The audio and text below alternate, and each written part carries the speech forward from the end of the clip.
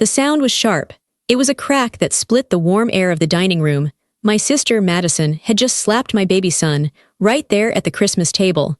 The silence that followed was louder than the slap itself. I looked at my mother, Evelyn. I looked at my father, Richard. I waited for them to gasp. I waited for them to grab Madison's arm. I waited for them to protect their grandson. But they didn't move. They didn't even blink. They just sat there, holding their forks, staring at me. I knew that look. It was the same look they had given me my entire life. They were waiting for me to apologize. They were waiting for me to say I was sorry that my son's cheek was red, just to keep the peace. For 30 years, I would have done it. I would have swallowed the hurt to make them comfortable. But not today. Before I could shrink into my chair, my husband, Marcus, stood up. He didn't shout. He didn't throw a plate. He just looked at my sister with cold, hard eyes. "Get out," he said. And for the first time in my life, the script changed. Before we dive in, make sure to like this video, subscribe to the channel, and drop a comment below telling me, where in the world are you watching from? I don't remember the exact moment I became invisible. It wasn't one big event. It was 1,000 small moments. It happened slowly, like dust settling on furniture. In my house, there were 4 people, but it always felt like there were only 3. There was my father, Richard. He was a loud man who liked things to be impressive. There was my mother, Evelyn. She was beautiful and anxious, always trying to make everything look perfect for the neighbors. And then there was Madison. Madison was my older sister. She was 2 years older than me. She was bright, loud, and demanding. She took up all the air in the room. If she was happy, the house was happy. If she was sad, the whole house stopped to comfort her. If she was angry, we all walked on tiptoes. I was just Lydia. I was the quiet one, the easy one, the one who didn't need anything. I remember a dinner when I was 7 years old. It was a Tuesday. My mother had made roast chicken. We were all sitting at the table. I had just gotten an A on my spelling test. It was the first time I had gotten a perfect score. I was so proud. I had the paper folded in my pocket. I kept touching it, waiting for the right moment to show them. Dad was cutting the chicken. Mom was pouring water. "I have news," I said. My voice was small. No one heard me. "I have news," I said a little louder. Dad looked up. "What is it, Lydia? Pass the salt." I passed the salt. I got 100 on my crash. Madison knocked over her glass of milk. The white liquid spilled all over the table. It soaked into the tablecloth. It dripped onto the floor. "Oh no," Madison screamed. She started to cry immediately. It wasn't a sad cry. It was a loud, panic cry. She looked at Mom. "I didn't mean to. It slipped. My hand hurts." Mom dropped her fork. She rushed over to Madison. "It's okay, honey. It's okay. Let me see your hand." Dad stood up. "Don't cry, Maddie. It's just milk. We can clean it up." They both fussed over her. Mom wiped Madison's hands with a napkin. Dad called her poor thing. They checked her fingers for bruises that weren't there. I sat there. The milk was dripping onto my lap. It was cold and wet on my legs. No one noticed. No one handed me a napkin. I sat there for 10 minutes while they cleaned the table and calmed Madison down. By the time they sat back down, dinner was cold. "Well," Dad said, taking a breath. "That was a scare. Are you okay now, princess?" Madison nodded, sniffing. She looked at me and smirked. It was a tiny smile just for me. She knew she had won. She always won. I touched the spelling test in my pocket. I crumpled it up into a ball. I never showed them. That was my role. I was the extra chair. I was the audience member in the Madison show. As we got older, it got worse. Madison learned that being emotional got her rewards. Being dramatic got her attention. When I was 10, I fell off my bike and scraped my knee badly. It was bleeding down my shin. I walked into the kitchen, limping. Mom was on the phone. She looked at me. She saw the blood. She put her hand over the receiver. "Lydia, please don't drip on the floor," she whispered. "Go get a bandage from the bathroom. Be quiet, I'm on an important call." I went to the bathroom alone. I cleaned the cut alone. I put the bandage on alone. 2 weeks later, Madison got a paper cut. A tiny, thin slice on her finger from a magazine page. "Ow," she yelled. "Mom, Dad, I'm bleeding." Dad came running from the garage. Mom came running from the living room. They looked at her finger. They put ointment on it. They gave her ice cream because she was in shock. I watched from the doorway. My knee was still scabbing over under my jeans. I didn't understand it then. I thought maybe I was doing something wrong. I thought maybe my pain wasn't real pain. I started to believe them. They called me sensitive. If I cried because Madison broke my toys, Dad would sigh, "Lydia, don't be so sensitive, it's just a doll." Madison didn't mean it. If I got upset because they forgot my birthday, which happened when I turned 12, Mom rolled her eyes. "We didn't forget, Lydia. We're just busy with Madison's dance recital.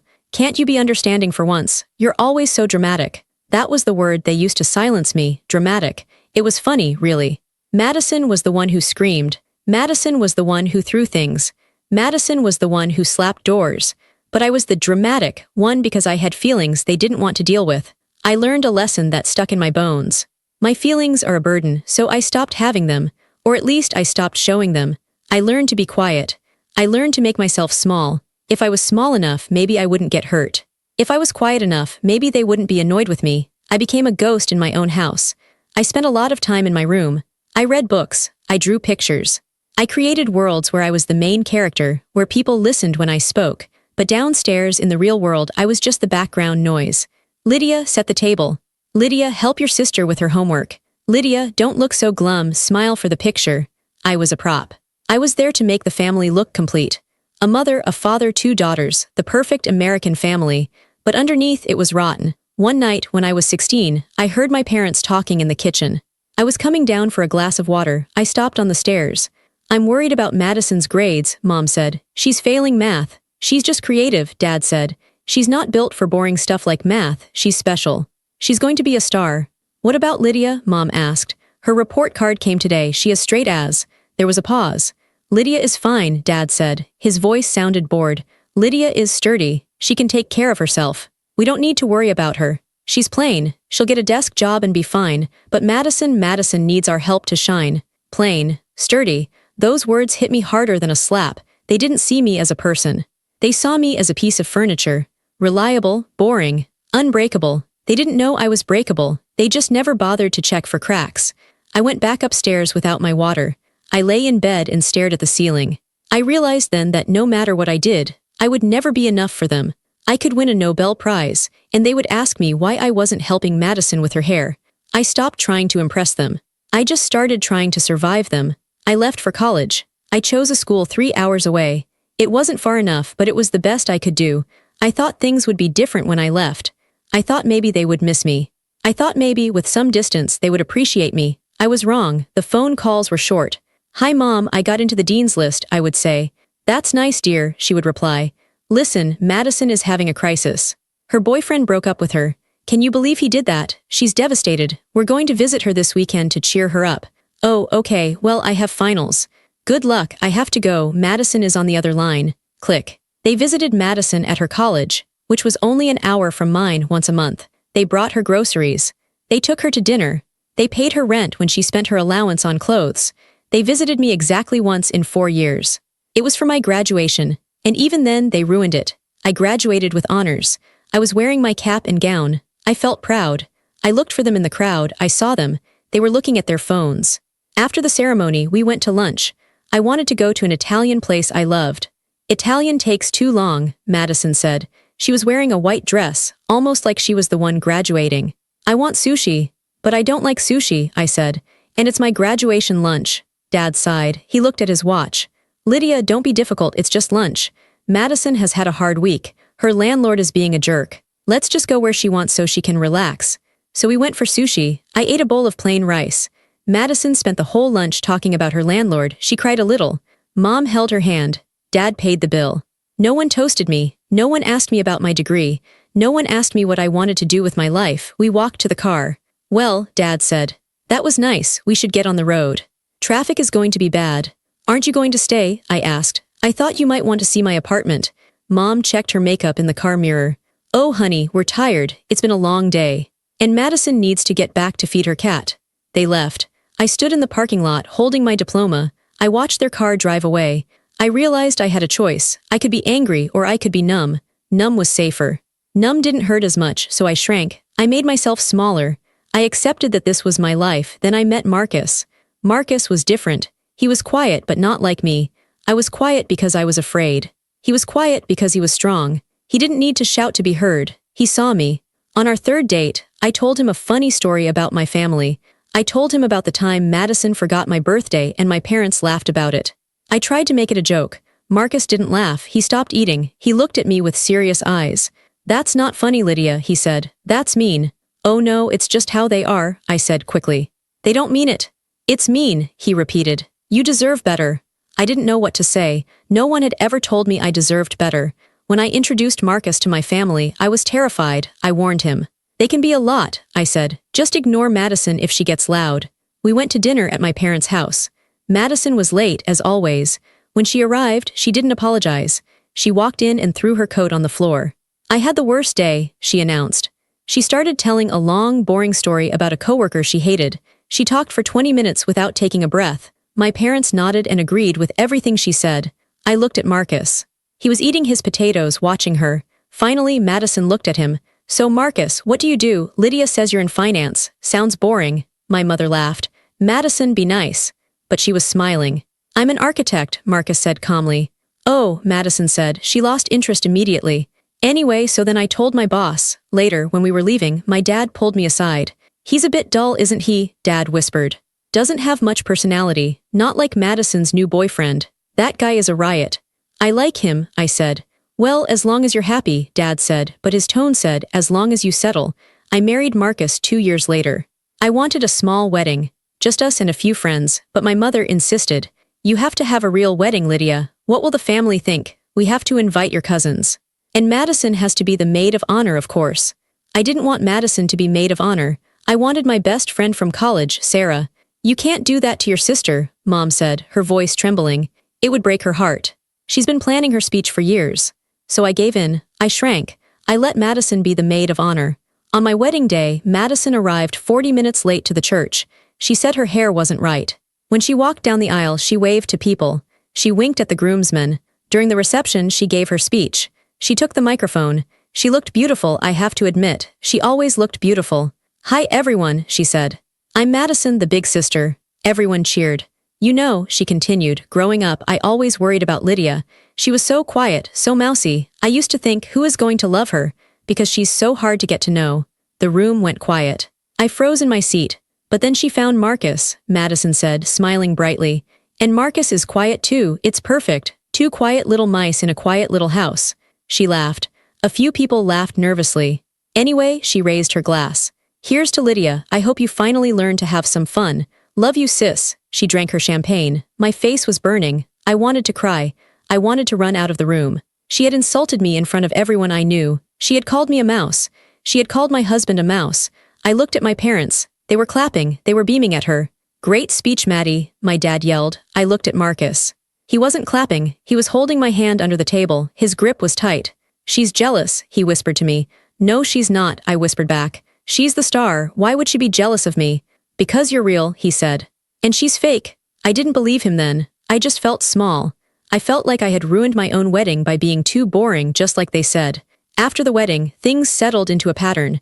We saw my family on holidays. We went to the dinners. I sat in the extra chair. I listened to Madison brag about her jobs, her boyfriends, her trips. I nodded. I smiled. I cleaned the dishes while they sat on the couch. I told myself it was fine. I told myself this was just how families worked. I told myself I could handle it forever. But then, I got pregnant. And the shrinking stopped. When I saw the 2 pink lines on the test, I didn't feel fear. I felt power. For the first time in my life, my body was doing something important. It wasn't just a vessel for silence. It was creating life. I told Marcus first. He cried. He held me in the kitchen and we danced to no music. It was the happiest moment of my life. I wanted to tell my parents. I thought, this is it. This is the thing that will make them see me. A grandchild. The first grandchild. We went to Sunday dinner. Madison was there. She was complaining about her new car. It wasn't the right shade of blue. I waited for a pause. "Mom, Dad," I said. "Marcus and I have news." They looked at me. Madison sighed, annoyed that I had interrupted her story about the blue car. "I'm pregnant," I said. I smiled. Mom's mouth dropped open. Dad blinked. Before they could say a word, Madison burst into tears. Loud, sobbing tears. She put her head in her hands. "No," she wailed. "No, no, no." Mom jumped up. She ran to Madison. "Maddie, what's wrong? What is it?" "It's not fair," Madison screamed. "I was going to start trying for a baby next year. And now Lydia is doing it first. She always ruins everything. She knows I want a baby. She did this to hurt me." I sat there, stunned. I looked at Marcus. He looked like he wanted to flip the table. "Madison," Dad said, rubbing her back. "It's okay. You'll have a baby too, a better baby. SHH. A better baby." He actually said that. My mother looked at me. She didn't smile. She looked angry. "Lydia," she said sharply. "Why didn't you tell us privately? You know how sensitive your sister is about her biological clock. This was very selfish of you." Selfish. I was pregnant. I was bringing a new life into the family. And I was selfish because Madison was jealous. I didn't know, I stammered. I just wanted to share my news. Well, not now, Mom said. Can't you see she's upset? Please just don't talk about it right now. We ate the rest of the dinner in silence. Madison sniffled. Mom stroked her hair.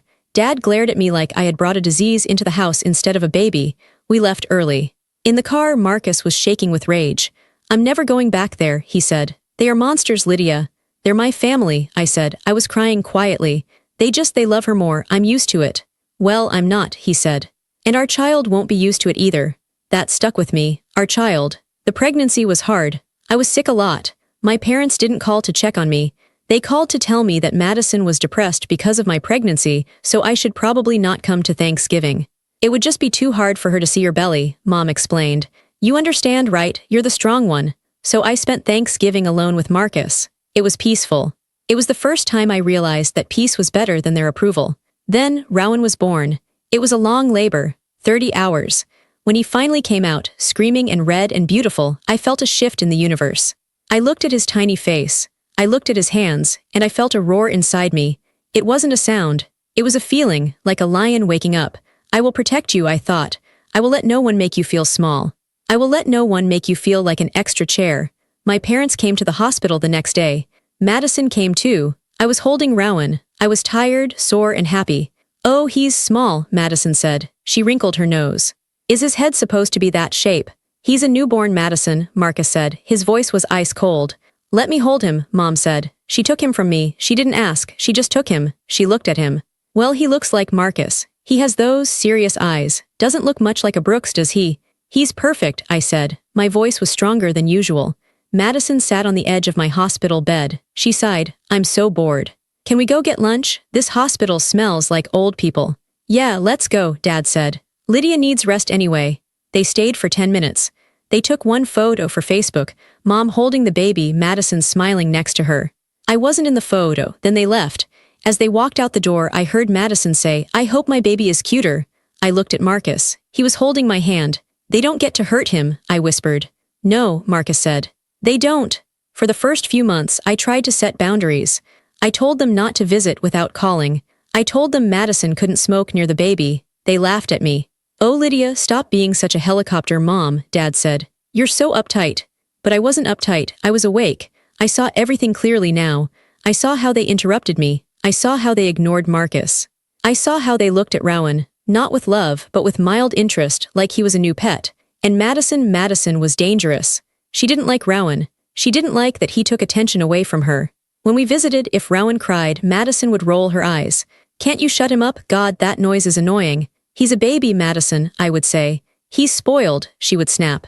You hold him too much. You're making him weak, my mother would agree. She's right, Lydia, you're coddling him. Let him cry it out. We let you cry and you turned out fine. Did I? I wondered. Did I turn out fine, or did I turn out silent? The tension built for months. Every visit was a battle. Every phone call was a trap. I felt like I was walking on a wire. On one side was my old life, pleasing them, shrinking, being the good daughter. On the other side was the truth that they were toxic and I needed to leave. I wasn't ready to jump yet. I was scared. They were the only family I had. But then came Christmas, and the wire snapped.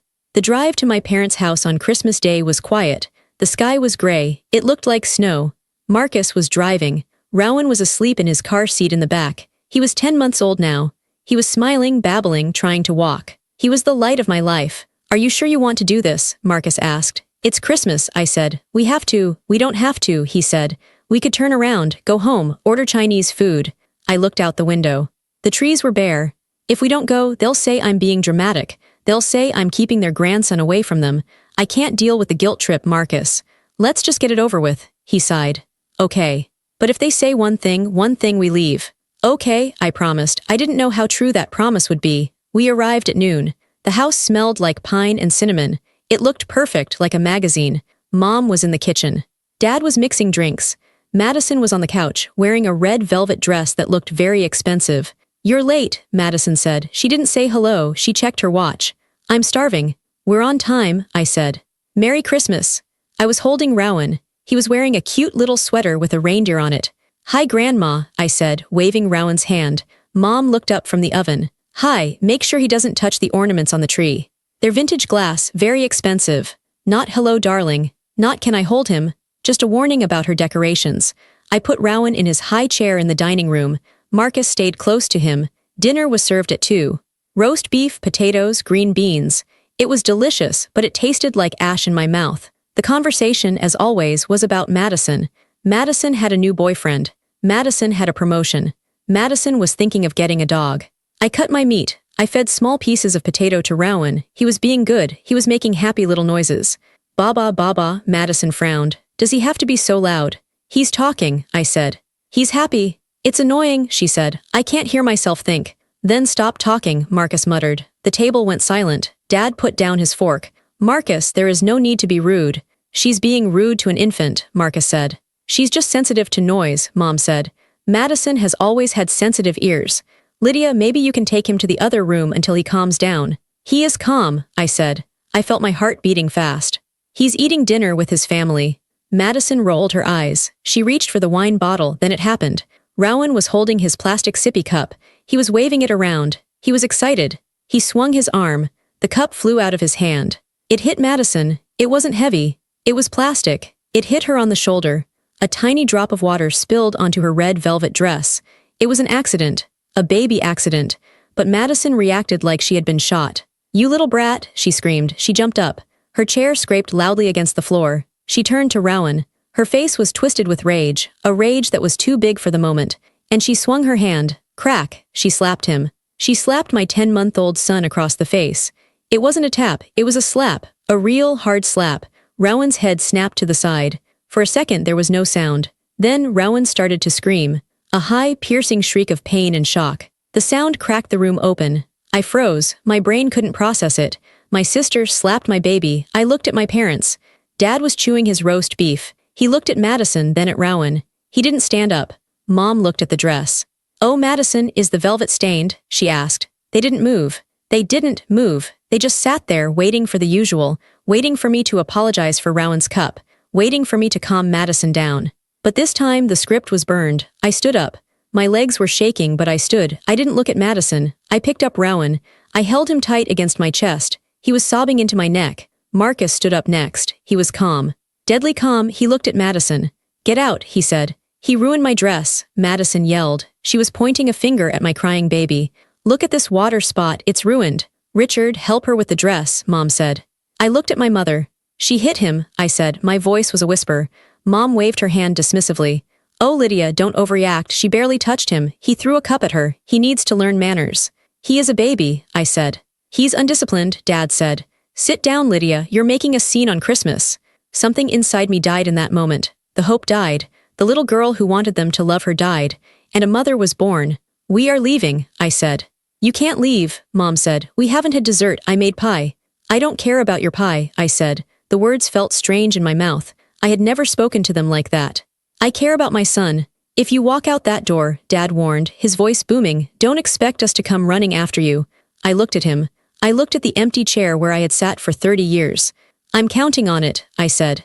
Marcus grabbed the diaper bag. He grabbed my coat. We walked to the door. Madison was still screaming about her dress. My parents were comforting her. We walked out into the cold gray air. I buckled Rowan into his car seat. I checked his cheek. It was red. There was a mark. I took a picture with my phone, then I got in the front seat. Marcus started the car. We drove away. I didn't look back at the house. The silence in the car wasn't empty. It was full. It was full of the end of things. And for the first time in my life, I didn't feel small. I felt dangerous. Because now I had proof. And I was done shrinking. The drive home from my parents' house was the longest hour of my life. Usually, after a family gathering, I would be crying in the passenger seat. I would be asking Marcus if I had done something wrong. I would be dissecting every word my mother said, wondering if I was too sensitive, just like they always told me. But this time there were no tears. My eyes were dry. They felt hot and scratchy like sand was behind the lids, but they were dry. I sat in the front seat, staring at the white lines on the highway. Dash, dash, dash. In the back seat, Rowan had stopped crying. He had fallen asleep, exhausted by the pain and the screaming. I reached my hand back every few minutes just to touch his leg, to make sure he was real, to make sure he was safe. Are you okay? Marcus asked. His voice was low. He kept his eyes on the road, his hands gripping the steering wheel so hard his knuckles were white. I don't know, I said. I don't feel sad. Good, he said. You shouldn't feel sad. You should feel angry. I don't feel angry either, I said. I looked at my hands in my lap, they were steady. I feel cold. I feel like I just woke up from a very long dream. We pulled into our driveway. Our house looked different. It was the same small, beige house we had lived in for 3 years, but tonight it looked like a fortress. It was the only place in the world where my son was safe. We went inside. I carried Rowan. I didn't want to put him down. I took him to the nursery. I turned on the soft lamp. I laid him on the changing table. I need the first aid kit, I told Marcus. He brought it. I examined Rowan's face. The mark was undeniable. On his soft, chubby cheek, there was a red handprint. It was fading slightly, turning a dull, angry pink, but the outline of fingers was visible. My sister's fingers. My heart stopped for a second, then started beating again with a heavy thud. She hit him, I whispered. She really hit him. I saw it, Marcus said. He was standing in the doorway, leaning against the frame like he was guarding us. I saw the swing. I saw the contact. I saw your parents watch it happen. I took out my phone. In the past, I would have been too scared to do this. I would have thought family matters stay private. We don't take pictures of the bad things. But the old Lydia was gone. She stayed back at that dining table with the cold roast beef. I turned on the camera. I turned on the flash. Click, click, click. I took photos from every angle. I took a photo of the clock on the wall to show the time. I took a photo of the redness. I took a photo of his swollen eyes from crying. What are you doing? Marcus asked gently. Evidence, I said. The word hung in the air. Evidence. It was a cold word. A legal word, not a family word. Good, Marcus said. I put some soothing cream on Rowan's cheek. He stirred but didn't wake. I kissed his forehead. I put him in his crib. I stood there for 5 minutes, just watching his chest rise and fall. Then I walked out of the nursery and closed the door. I went to the kitchen table. I sat down. I opened my laptop. My phone was buzzing. It had been buzzing since we left the driveway. Buzz, Mom, buzz, Dad, buzz, Madison. I didn't answer. I didn't even look at the messages. I turned the phone over, face down. I opened a blank document. I started typing. Incident report, December 25th. Location: the Brooks residence. Time, 2:15 p.m. My fingers moved fast. I wrote down everything. I didn't use emotional words. I didn't say I felt sad. I wrote facts, fact. Madison Brooks became agitated when Rowan Reed, 10 months old, accidentally dropped a plastic cup. Fact: Madison Brooks stood up and struck Rowan Reed across the face with an open hand. Fact: Rowan Reed screamed immediately. Fact: Evelyn and Richard Brooks witnessed the assault. Fact: Neither Evelyn nor Richard Brooks intervened or offered assistance to the child. Fact: Madison Brooks expressed concern only for her dress. As I typed, memories started flooding back. I remembered the time Madison pushed me down the stairs when I was 12. She said I tripped. My parents believed her. I had a broken wrist. I remembered the time she stole my identity to get a credit card in college. My parents paid it off and told me not to tell the police because it would ruin her future. I had no proof of those things. Those were just stories, ghost stories, but I had proof of this. I uploaded the photos from my phone to the computer. Seeing them on the big screen made me feel sick. The red mark looked huge on his little face. I saved the file. I named it Rowan Incident Proof. Then, I opened my email.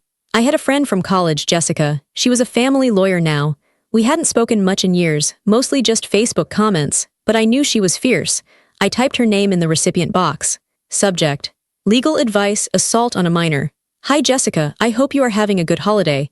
I am writing to you because something happened today. My sister assaulted my son. My parents were witnesses and did nothing.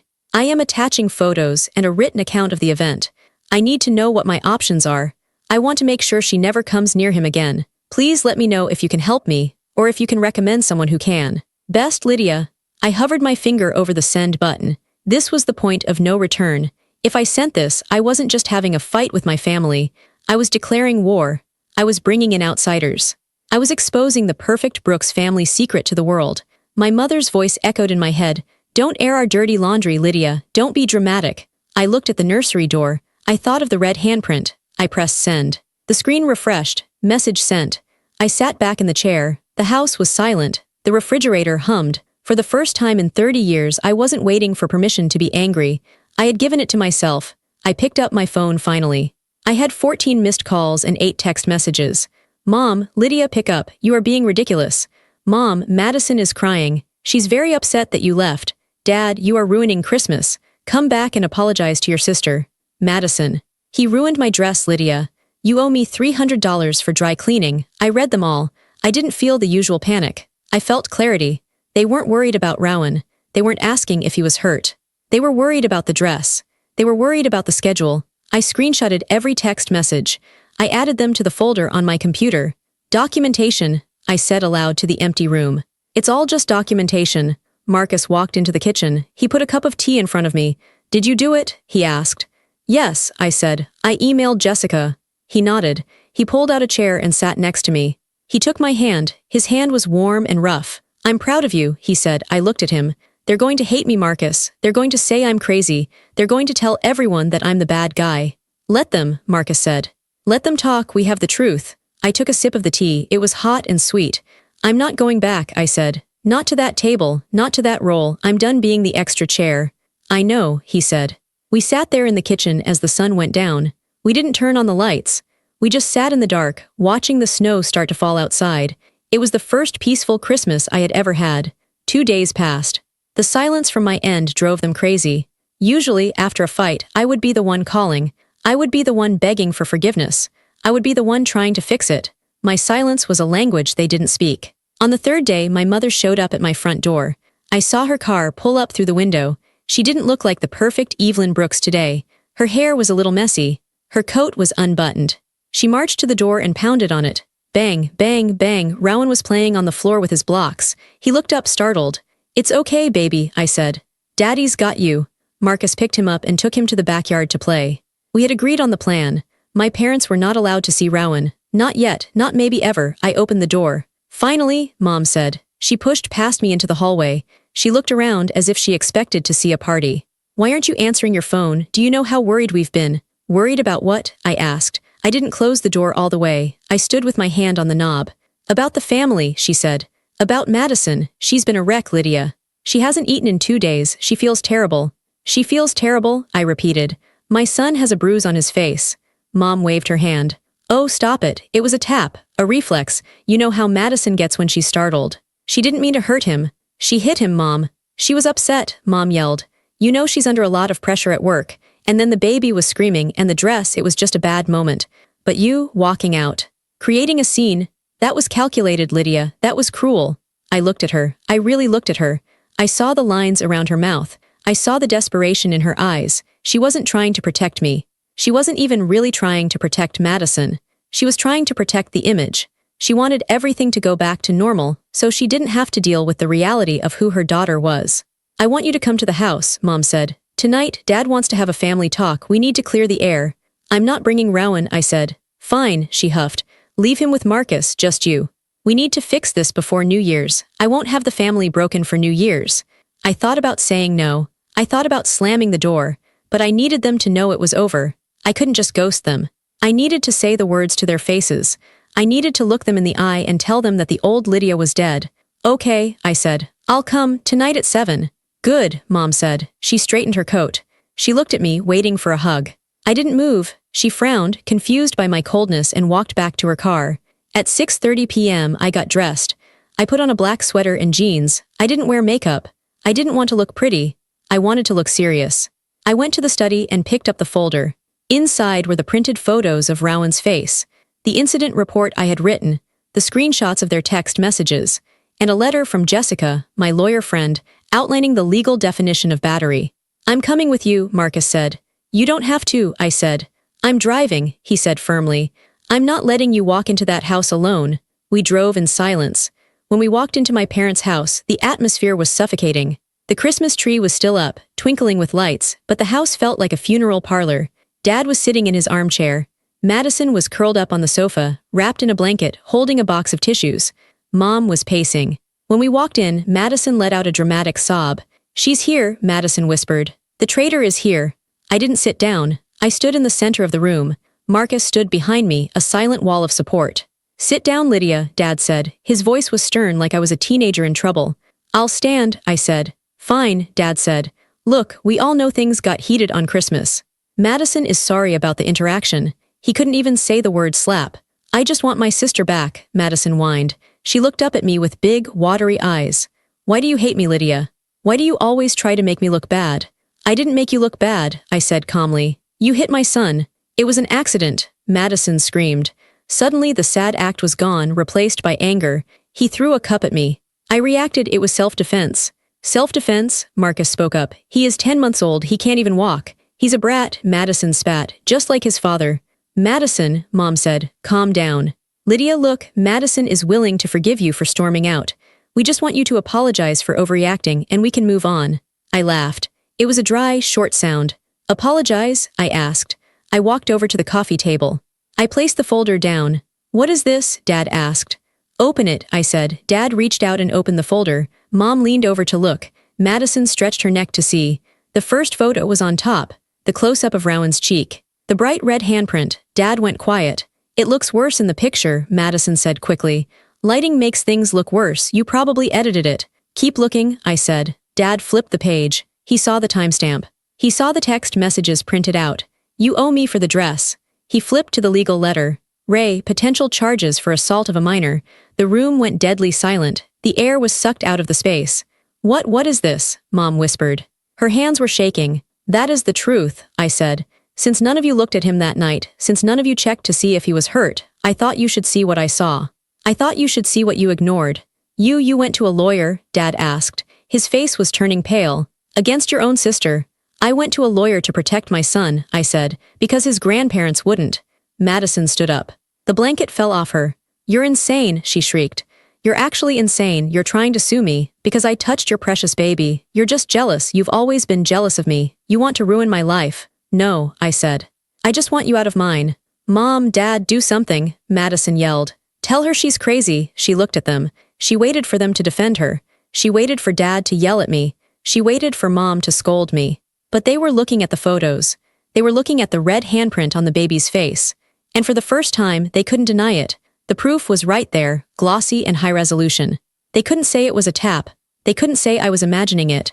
That's a bruise, Dad muttered. He sounded surprised. That's a real bruise. She slapped an infant, Marcus said. His voice filled the room. It wasn't loud, but it was heavy. She struck a baby, and you watched. Madison looked at Dad. Daddy, stop looking at it. It's fake. She painted it on him. Dad looked up at Madison. He looked at her with new eyes. He saw a 32-year-old woman screaming like a toddler, lying about hitting a baby. It's not fake, Madison, Dad said. His voice was tired. You're taking her side, Madison gasped. It's not about sides, I said. It's about safety. I looked at my parents. I'm not suing you, not yet. But this, I pointed to the folder, is my insurance. If you ever come near Rowan again, if you ever try to guilt me again, if you ever tell me I'm being dramatic again, I will use it. I will file the report. I will show everyone. Lydia, Mom cried, please, we're family. No, I said. We're relatives, Marcus and Rowan, they are my family. The distinction hung in the air. I turned to leave. Wait, Madison said. Her voice was low and dangerous. If you walk out now, don't come back. I'm serious, Lydia, you'll be dead to us. I stopped at the door. I looked back at her. She looked small. She looked miserable. She looked like a bully who had finally lost her power. I was dead to you a long time ago, Madison, I said. I was just a ghost filling a chair. Now I'm alive. I opened the door. The cold air hit my face. It felt wonderful. Marcus followed me out. We left the folder on the table. A permanent reminder of the night the silence broke. We didn't hear the explosion after we left, but I felt the shockwaves. The days following the confrontation were strange. I expected immediate retaliation. I expected Madison to slash my tires or show up at my work, but instead there was a collapse. My lawyer friend, Jessica, sent a formal cease and desist letter to Madison. It wasn't a lawsuit but a warning. Stay away from the child. It was a piece of paper, but to my family it was a bomb. My mother called me 3 days later. She sounded different. Her voice was thin, fragile.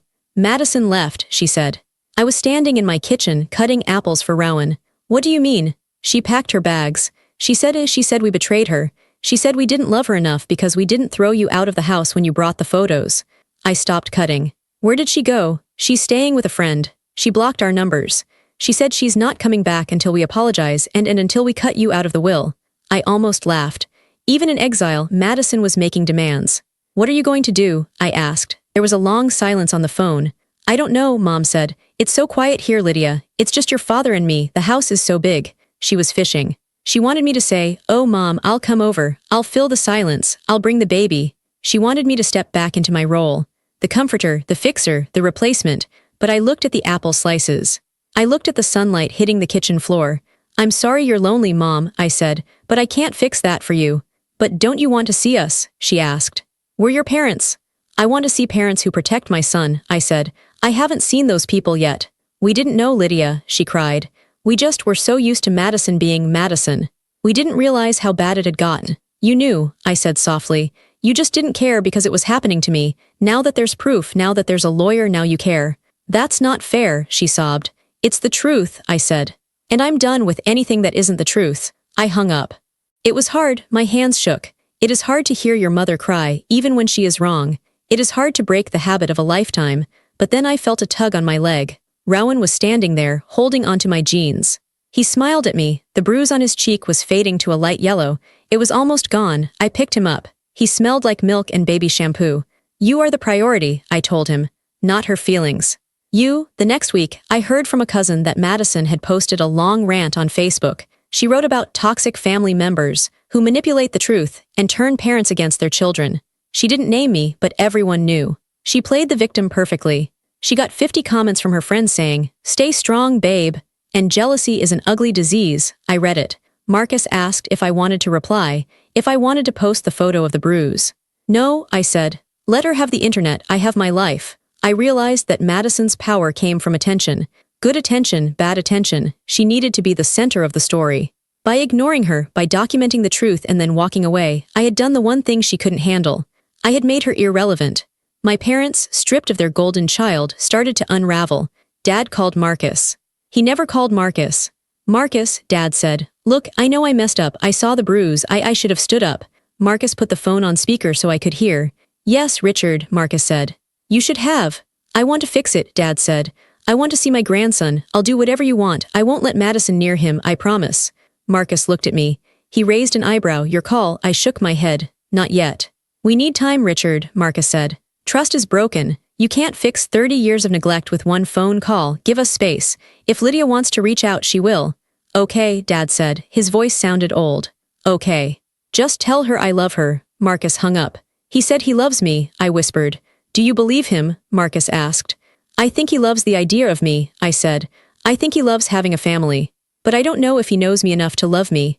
Well, Marcus kissed my forehead. He has plenty of time to learn, or not, that's on him. The denial had collapsed. The fake reality where Madison was perfect and I was dramatic was gone. The walls had come down. And standing in the rubble, I felt surprisingly light. January came. The snow melted. The gray skies turned a little brighter. My life became very small and very quiet. I went to work. I came home. I played with Rowan. I cooked dinner with Marcus. There were no crisis phone calls. There were no emergency trips to comfort my sister. There were no tense Sunday dinners where I had to watch what I said. At first, the quiet felt strange. It felt like waiting for the other shoe to drop. I would wake up in the middle of the night, heart racing, expecting a text message screaming at me. But the phone stayed dark. I started to notice things I hadn't noticed before. I noticed that I had more energy. I wasn't exhausted all the time. I noticed that I laughed more. I noticed that my shoulders weren't hunched up by my ears. I was healing. One Saturday morning, I was at the grocery store. I turned the corner into the cereal aisle and I saw my mother. She was staring at a box of cornflakes. She looked thinner, she looked sad. My instinct was to run, to hide behind the bread display, but I stopped myself. I have done nothing wrong. I pushed my cart forward. Hi, Mom, I said. She jumped. She turned around. When she saw me, her eyes filled with tears immediately. Lydia, she breathed. She reached out as if to touch me but pulled her hand back. Oh, you look good. You look rested. I am, I said. How is the baby? She asked. She refused to say his name, or maybe she was afraid to. Rowan is great, I said. He's crawling everywhere. He's trying to walk. Oh, she said. She looked down at her shoes. I missed it. I missed him crawling. Yes, I said. You did. It wasn't cruel. It was just a fact. Choices have consequences. Is Madison still gone? I asked. Mom nodded. She moved to New York. She said this town is too small for her talent. She sends me texts asking for money, but she won't talk to your father. I nodded. I'm sorry. Are you? Mom looked at me. Are you sorry she's gone? I thought about it. No, I said. I'm sorry you're hurting. But I'm not sorry she's gone. My life is peaceful now, Mom, for the first time ever. Mom looked at me. She looked at the woman standing in front of her, not the mousy daughter, but a mother with a cart full of groceries and a spine of steel. We made a mistake, Mom whispered. With you, with her, we thought she needed us more. We thought you were fine. I wasn't fine, I said. I was just quiet. I know, she said. I see that now. She wiped her eyes. Can we maybe get coffee? Sometime, just us. No Madison, just you and me. I looked at her. I saw the regret. It was real. But I also knew that trust takes a long time to rebuild. Not yet, Mom, I said. I'm not ready yet. I'm enjoying the peace. But maybe in the spring, if you and Dad go to therapy, if you really understand why I left. Therapy? She asked. She looked shocked. People like us don't go to therapy. People who want to see their grandson do, I said. She stared at me, then slowly she nodded. Okay, she said. Okay, I'll tell your father. Good, I said. I turned my cart. Lydia, she called out. I looked back. I'm proud of you, she said. It sounded awkward, like she was trying out a new language. You're a good mother. I know, I said. I walked away. I finished my shopping. I bought the good chocolate, the expensive kind, just because I wanted to. Driving home, I didn't call anyone. I turned up the radio and sang along to a song I liked. The silence wasn't theirs anymore. It was mine. Spring arrived. The daffodils popped up in the garden. The air smelled like wet earth and new grass. We were in the backyard. It was a Sunday. Marcus was grilling burgers. The smell of charcoal filled the air. Rowan was on the grass. He was 14 months old now. He was standing up, holding onto a lawn chair. His legs were wobbly but determined. I sat on the porch steps, drinking iced tea. I watched them. My phone buzzed on the table next to me. It was a text from my dad. Dad, we had our first session with Dr. Evans. It was hard. Your mother cried, but we are going back next week. I smiled. I didn't reply. I didn't need to. I let the action speak for itself. They were trying. It would take a long time. Maybe years. Maybe we would never be a close, warm family. Maybe I would always keep them at arm's length. And that was okay. I realized that the happy ending wasn't about them apologizing. It wasn't about Madison begging for forgiveness. She never would. It wasn't about having a big, happy family reunion. The happy ending was this. It was the quiet confidence that I could protect my son. It was the knowledge that I had a voice. It was the freedom of not living in someone else's shadow. Lydia, look, Marcus called out. I looked up. Rowan had let go of the chair. He stood there, swaying slightly in the breeze. He was wearing tiny sneakers. He looked at me. He grinned, showing his 4 little teeth. And then he took a step, 1 step, 2 steps, 3. He fell down onto his bottom and laughed. It was a pure, bright sound, a sound that belonged to him. I ran over to him.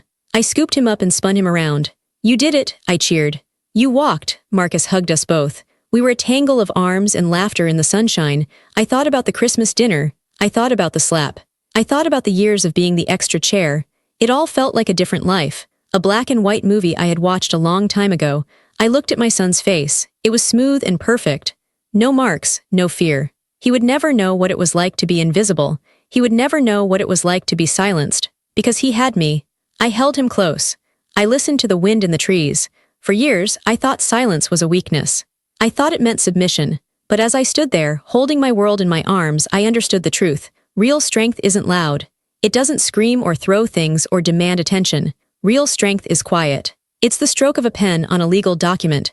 It's the refusal to argue. It's the boundary you set and never cross. It's walking away from the table where you aren't respected and building your own table. Ready for lunch? Marcus asked. Yes, I said, I'm ready. We sat down at our picnic table, just the 3 of us. There were no extra chairs. Every seat was filled with love, and that was enough.